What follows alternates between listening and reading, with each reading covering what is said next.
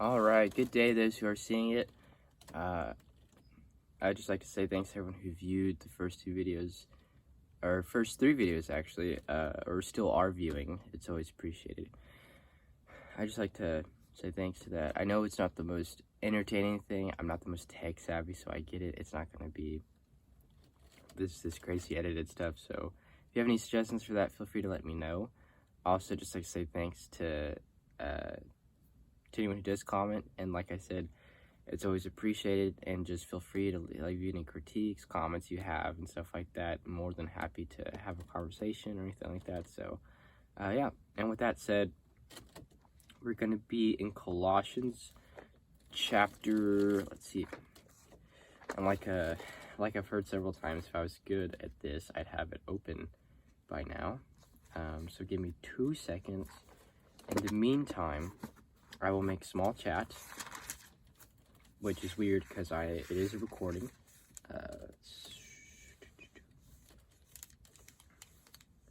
Anyways, I could tell a small joke while I'm trying to find this. What do you call a pile of cats? Give you like 3 seconds to answer that. Oh, you don't know? You call it a mountain. It's a pretty good one. I know it's copyrighted though, so you can't steal it from me. I can go all day too. I think I'm about to find it as well. This is going splendid. Alright, I found it. So, we're going to be in Colossians 3. It's going to be verses 8 through 14-ish. Skip around a little bit.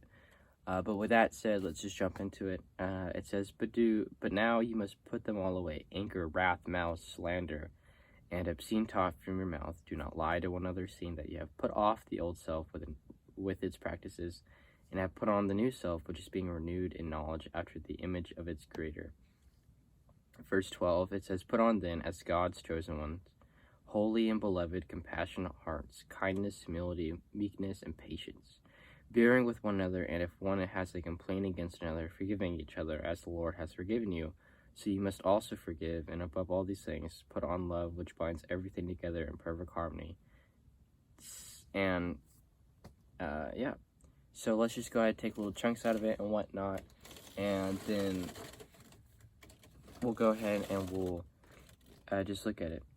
So first things first, it says, but now you must put them all away, anger, wrath, malice, slander. That's pretty straightforward.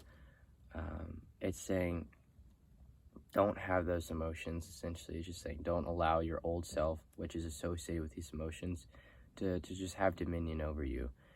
And more importantly, with that said, it's not like Christians don't suffer with this, or Christians are perfect people and they don't have these feelings, or they've gotten rid of them. No, everyone struggles with them. So non-believers, believers, all of them have these emotions and whatnot.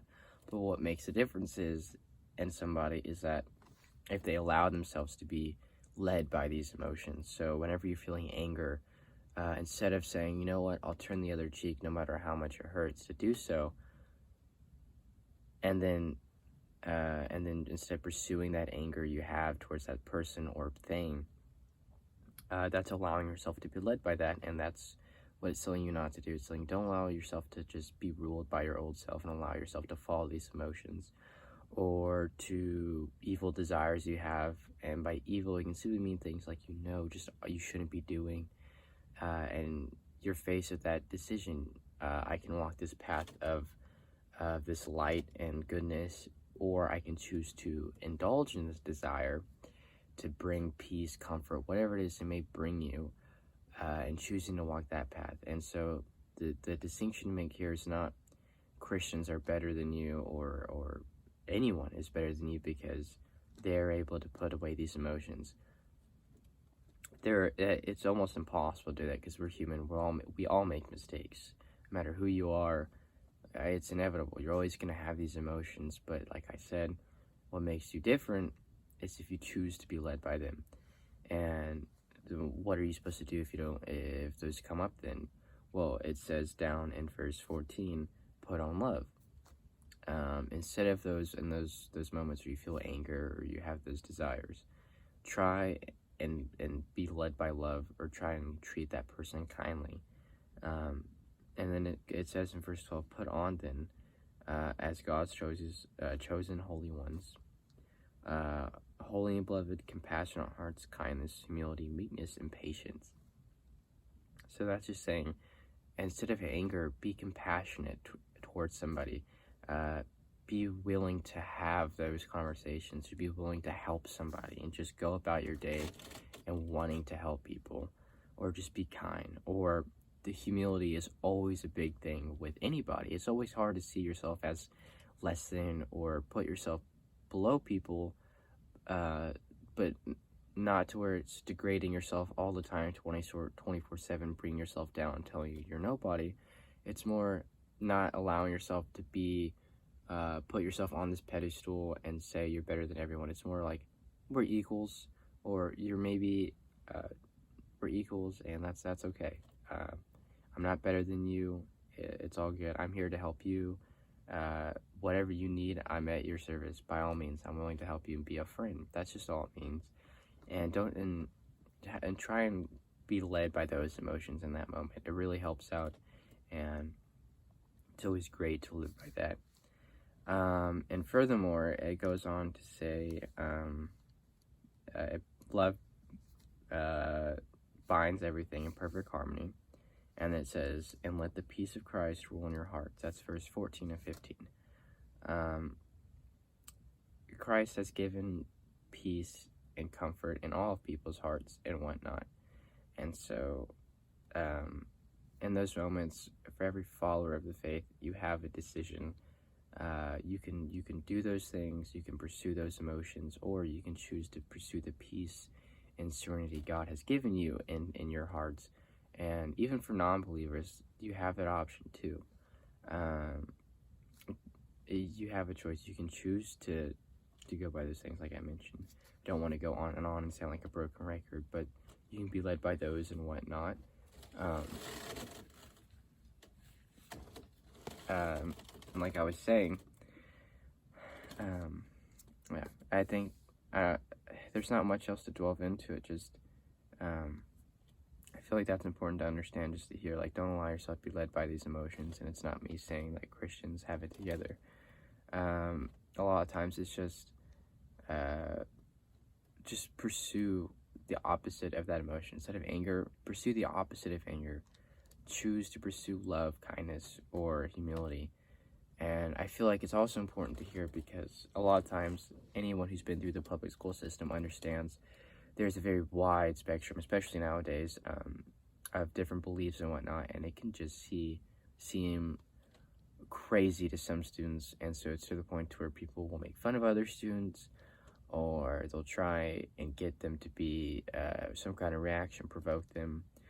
And it leads to this endless cycle in the public schools and whatnot, to where people don't feel like talking about what they believe in, or feel like people need to always be on guard, or just feel like they always need to be ready to attack or bite back. And that's not something anyone should strive for. So in those moments, I've experienced too. I've seen many students where they'll ridicule somebody because they don't have the right thing, or they'll subtly make fun of them and whatnot, and the other person doesn't even know they're making fun of them. And it's in those moments where it's where you realize, man, people are allowing themselves to be led by anger or deceitfulness, because they realize, oh, this person doesn't know I'm making fun of them, but my friends are around, so I can make fun of them. And I've witnessed a couple of times, and for anyone else who goes through the public school system or has already gone through it, you can still look back onto it and realize people are like this, and it is a thing that does happen and whatnot. So it's my job to help and provide the light and stuff that they may not see. So that's really important. And with that being said, I feel like that's just a good set point for everything. So I hope this reaches well. I know it wasn't the most in-depth one, but sometimes I just feel like Bible verses or things like that, they don't have to be in-depth or give you this like aha moments. Sometimes they're just good reminders to understand, like, don't allow yourself to be led by these emotions. And that's what makes you different. That's what makes your old self different from your new self. Your old self may pursue these emotions and may have done this or that, but your new self decides, no, I'll turn the other cheek, it's okay. Or no, I'll bring this person up instead of tear them down and show them it's okay. And it's also important, I think, that this just shows that even if you're a non-believer, the Bible can still give some light on how to live your life. Even if you feel like you're not sure about God, it still gives you basic principles of not allowing yourself to be led by these emotions. And so I always feel like it's important to have people understand that Christianity is not an exclusive club where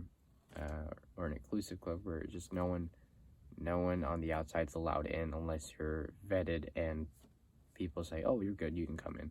That's not what it is. Anyone is welcome into the Christ, the faith. It's a process. All it takes is finding that one person you can talk to and just having conversations and just understanding it and all that. So just have that conversation whenever you're ready.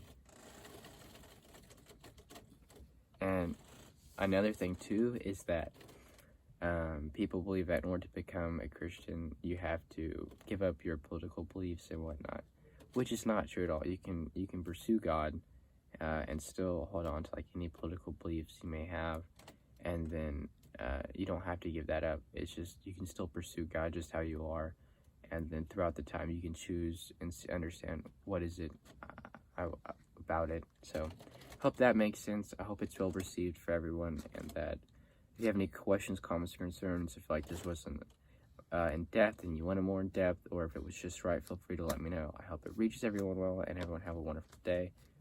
Y'all have a good one.